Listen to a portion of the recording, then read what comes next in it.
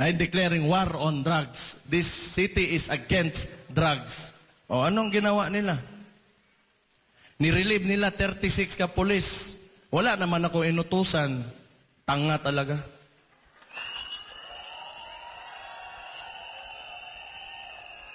Kung yun.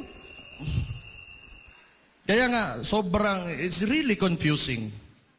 Hindi naman masama yung intention ko na siguro masama kung involved ka in illegal drugs.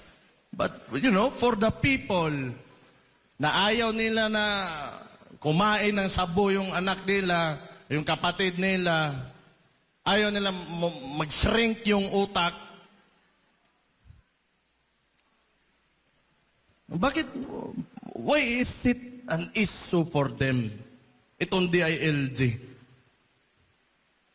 Bakit ang dami nyo maniobra para... Pakialam nyo ba kung yan yung platform ng Davao City? Ayaw namin talaga ng droga.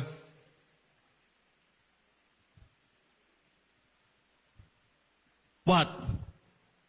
So, does it mean that you are supporting illegal drugs?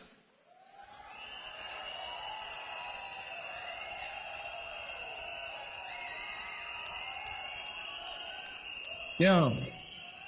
The declaration on war on drugs is because I am concerned of the welfare of the Davaoenos. Tapos gusto nilang barahin, isira ulo.